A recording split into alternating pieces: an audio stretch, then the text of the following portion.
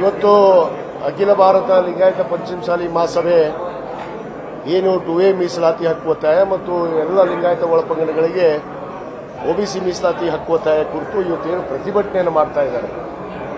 ನಾವು ಈಗಾಗಲೇ ಅನೇಕ ನಮ್ಮ ಹಿರಿಯ ಶಾಸಕರು, ನಾವು ಮಂತ್ರಿಗಳು ಸೇರಿ ಮಾನ್ಯ ಮುಖ್ಯಮಂತ್ರಿಗಳ ಗಮನಕ್ಕೆ ತಂದಾಗ ಮಾನ್ಯ ಮುಖ್ಯಮಂತ್ರಿಗಳು ಕೂಡ ಸಕಾರಾತ್ಮಕವಾಗಿ ಒಪ್ಪಿಕೊಂಡು ನಮ್ಮ ಸರ್ಕಾರದ ಪ್ರತಿನಿಧಿಯಾಗಿ ಸನ್ಮಾನ್ಯ ನಮ್ಮ ಸಮಾಜ ಕಲ್ಯಾಣ ಸಚಿವರಾದಂತಹ HC ಮಾದೇವಪ್ಪರವ್ರನ್ನ ಮತ್ತು ನಮ್ಮ ಮಹಿಳಾ ಮತ್ತು ಮಕ್ಕಳ ಕಲ್ಯಾಣ ಸಚಿವರಾದಂತಹ ಶ್ರೀಮತಿ ಹೆಬ್ಬಾಳ್ಕರ್ ಅವರನ್ನ ಈಗಾಗಲೇ ಅವರು ಪ್ರತಿಭಟನೆ ಸ್ಥಳಕ್ಕೆ ಕಳಿಸಿ ಈಗಾಗಲೇ ಮಾತುಕತೆಯನ್ನು ಮಾಡಿದ್ದಾರೆ.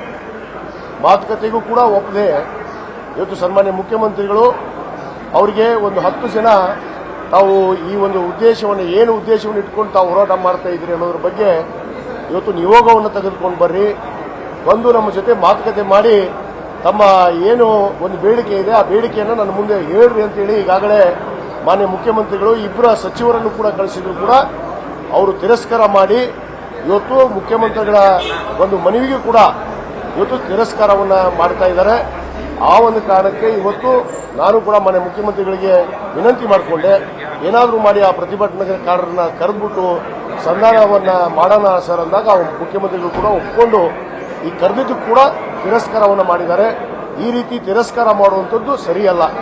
ಯಾಕಂದ್ರೆ ಒಂದು ಪ್ರತಿಭಟನೆ ಅಂದ ಮೇಲೆ ಮಾನ್ಯ ಮುಖ್ಯಮಂತ್ರಿಗಳು ಮತ್ತು ಸರ್ಕಾರದ ಪ್ರತಿನಿಧಿಗಳು ಹೋದಾಗೂ ಕೂಡ ಇವತ್ತು ಅವ್ರನ್ನ ಕೇಳದೆ ಮಾಡ್ತಾ ಇರುವಂಥದ್ದು ಇದು ಉದ್ದೇಶಪೂರ್ವಕವಾಗಿ ಬಹಳ ಸ್ಪಷ್ಟವಾಗಿ ಕಾಣ್ತಾ ಇದೆ ಇವತ್ತು. ಯಾಕಂದ್ರೆ ಸ್ವಾಮೀಜಿಯವರ ಬಗ್ಗೆ ಈಗಾಗಲೇ ನಾನು ಹೇಳಿದ ಹಾಗೆ ಈ ಒಂದು ಹೋರಾಟವನ್ನು ಒಂದು ಬಿಜೆಪಿ ಸೀಮಿತ, ಭಾರತೀಯ ಜನತಾ ಪಕ್ಷದ ಸೀಮಿತವಾಗಿ ಹೋರಾಟ ನಡೆದಿದೆ.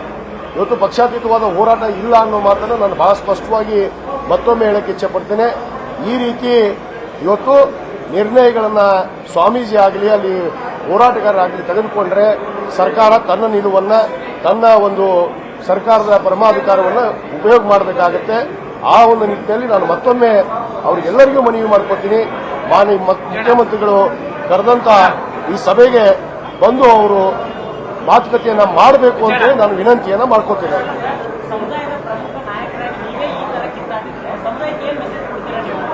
ಕಿತ್ತಾಡೋ ಪ್ರಶ್ನೆನೇ ಇಲ್ಲ. ಇದು ಕೇವಲ ಒಂದು ಪಕ್ಷಕ್ಕೆ ಸೀಮಿತವಾಗಿ ಇವತ್ತು ಅಲ್ಲಿ ನೋಡ್ತೀರಾ ಬಿಜೆಪಿ ನಾಯಕರು ಕೂಡ ಅಲ್ಲಿ ಉಪಸ್ಥಿತಿ ಇದ್ದಾರೆ. ಇವತ್ತು ಸನ್ಮಾನ್ಯ ಆರ್ ಅಶೋಕ್ ಅವರು ಹೋಗಿದ್ದಾರೆ, ವಿಜೇಂದ್ರ ಹೋಗಿದ್ದಾರೆ. ಯಾವುದೇ ಹೋರಾಟ ನಡೆದಾಗ ಒಂದು ಪಕ್ಷಾತೀತವಾದ ಹೋರಾಟ ಇರಬೇಕು. ಅದರಲ್ಲಿ ಉದ್ದೇಶಪೂರ್ವಕವಾಗಿ ಆ ಭಾರತೀಯ ಜನತಾ ಪಕ್ಷದ ನಾಯಕರು ಯಾಕೆ ಹೋಗಿ ಕೂಡ್ತಾರೆ ಅನ್ನೋದು ನಮ್ಮ ಪ್ರಶ್ನೆ ಆಗಿದೆ. ಯಾಕಂದ್ರೆ ಇಲ್ಲಿ ಎಲ್ಲೋ ಪ್ರಚೋದನೆಯನ್ನ ಮಾಡ್ತಾ ಇದ್ದಾರೆ. ಈ ರೀತಿ ಪ್ರಚೋದನೆಕರ ವ್ಯವಸ್ಥೆ ಸರಿಯಲ್ಲ. ಕಾನೂನನ್ನ ಕೈ ತೊಳೆದುಕೊಳ್ಳುವಂತ ಕೆಲಸ ಆಗಬಾರ್ದು.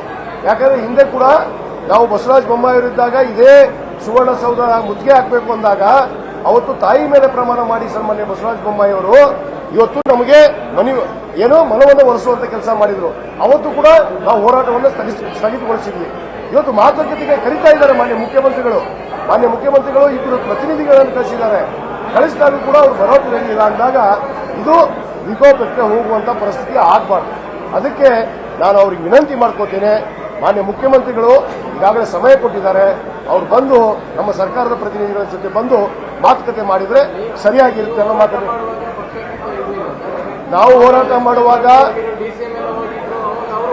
ಹೇಳಿ ಅಲ್ಲಲ್ಲ, ಸಪೋರ್ಟ್ ಮಾಡೋ ಪ್ರಶ್ನೆ ಅಲ್ಲ, ಪಕ್ಷಾತೀತವಾದ ಹೋರಾಟ ಇತ್ತು.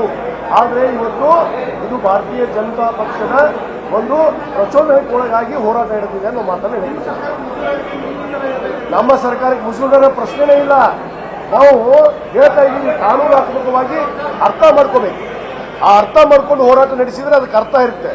ಹಿಂದುಳಿದ ವರ್ಗದ ಆಯೋಗದ ವರದಿನೇ ಬಂದಿಲ್ಲ. ಪೂರ್ಣ ಪ್ರಮಾಣ ವರದಿ ಬಂದ ಮೇಲೆ ಇವತ್ತು ಸರ್ಕಾರ ನಿರ್ಧಾರ ಮಾಡಬಹುದು. ಆ ವಿಚಾರವನ್ನು ಗೊತ್ತಿರುವಂತದ್ದೇ. ಆದ್ರೆ ಅದನ್ನು ಬಿಟ್ಟುಬಿಟ್ಟು ಇವತ್ತು ಯಾರೋ ಪ್ರಚೋದನೆ ಮಾಡ್ತಾರೆ. ಇವತ್ತು ಸುವರ್ಣಸೌಧ ಮುತ್ತಿಗೆ ಹಾಕಬೇಕು ಅನ್ನೋ ಉದ್ದೇಶವನ್ನ ಇವತ್ತೇನು ಮಾಡ್ತಾ ಇದ್ದಾರೆ, ಇದು ಸರಿಯಾದಲ್ಲ ಅನ್ನೋ ಮಾತನ್ನು ನಾನು ಹೇಳ್ತೀನಿ. ಅವಾಗ ಕೂಡ ಸಂಧಾನಕ್ಕೆ ಒಪ್ಕೊಂಡಿರಲ್ಲ. ಮುಖ್ಯಮಂತ್ರಿಗಳು ಕರೆದು ಅವರ ಚೇಂಬರ್ ಅಲ್ಲೇ ನಮ್ಮನ್ನ ತಾಯಿ ಮೇಲೆ ಆಣೆ ಮಾಡಿ ನಮ್ಮನ್ನು ಒಪ್ಪಿಸಿದ್ರು. ಅವತ್ತು ಒಪ್ಪಿದ್ರಲ್ಲ, ಇವಾಗ ಮುಖ್ಯಮಂತ್ರಿಗಳು ಕರೀತಾ ಇದ್ದಾರಲ್ಲ, ಯಾಕೆ ಬರಕ್ಕೆ ರೆಡಿ ಇಲ್ಲ? ಈಗ ಸ್ವಾಮೀಜಿದು ಬಿಜೆಪಿ ಬೆಂಬಲಿತ ಹೋರಾಟ ಅನ್ನೋದಾದ್ರೆ ಕಳೆದ ಬಾರಿ ನೀವು ಪ್ರತಿಭಟನೆ ಮಾಡಿದಾಗ ಅದು ಯಾವ ಹೋರಾಟ ಅಂತ ಕರಿಬೇಕಾಗುತ್ತೆ? ನೋಡಿ, ಅಲ್ಲಿ ನೀವು ನೋಡಿದಿರ ವೇದಿಕೆ ಮೇಲೆ ಮಾಧ್ಯಮದವರು ಎಲ್ಲಾ ಪಕ್ಷದ ನಾಯಕರು ಕೂಡ ನಾವು ಉಪಸ್ಥಿತಿ ಇದ್ವಿ. ಇವತ್ತು ಯಾಕಿಲ್ಲ ಅನ್ನೋದು ಪ್ರಶ್ನೆ ಇಲ್ವಾ? ಅದೇ ಕರೆದಿಲ್ಲ, ನಮಗೆ ಭಾಗವಹಿಸಕ್ಕೆ ಕೊಟ್ಟಿಲ್ಲ. ಇದು ಹೇಳಿದ್ನಲ್ಲ, ಯತ್ನಾಳನ ರಾಜಕೀಯ ಅಸ್ತಿತ್ವವನ್ನು ಉಳಿಸೋದಕ್ಕೋಸ್ಕರ ನಡೀತಾ ಇರುವಂತಹ ಹೋರಾಟ.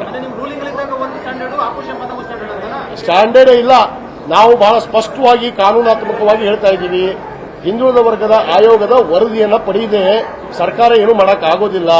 ಅದನ್ನ ಪಡಿಬೇಕಲ್ಲ. ಫಸ್ಟ್ ಸರ್ಕಾರ ಒಪ್ಪಿದೆಯಲ್ಲ ಪಡಿತೀವಿ ಅಂತೇಳಿ. ಒಪ್ಪಿದಾಗೂ ಮಾನ್ಯ ಮುಖ್ಯಮಂತ್ರಿಗಳು ಈಗ ಸರ್ಕಾರದ ಪ್ರತಿನಿಧಿಗಳನ್ನು ಕಳಿಸಿ ಅಲ್ಲಿ ಮಾತಾಡಕ್ಕೆ ಅವಕಾಶ ಕೊಟ್ಟಿಲ್ಲ. ಅವರು ಕರೆದ್ರು ಕೂಡ ಬಂದಿಲ್ಲ. ಮಾನ್ಯ ಮುಖ್ಯಮಂತ್ರಿಗಳು ಕಾಯ್ತಾ ಇದ್ದಾರೆ. ಏನು ಅವ್ರಿಗೆ ಸಮಯ ಕೊಟ್ಟಿದ್ದಾರೆ. ಬರ್ರಿ, ನೀವು ಯಾರು ಪ್ರತಿಭಟನಾಕಾರರು ಮುಖ್ಯಸ್ಥರದಿರಿ, ಬಂದು ನಮ್ಮ ಜೊತೆ ಚರ್ಚೆ ಮಾಡ್ರಿ ಅಂದ್ರೂ ಕೂಡ ಅವ್ರು ಬರಕ್ ರೆಡಿ ಇಲ್ಲ ಅಂದಾಗ ಇದು ಸರಿಯಾದ್ದಲ್ಲ. ಯಾಕಂದ್ರೆ ಹಿಂದೆ ಕೂಡ ಬಸವರಾಜ ಬೊಮ್ಮಾಯಿ ಅವರು ನಮ್ಮ ತಾಯಿ ಮೇಲೆ ಹಾನಿ ಮಾಡಿ ಅವಾಗ ನಮ್ಗೆ ಕರೆದಾಗ ನಾನು ಬಂದಿದ್ದೆ.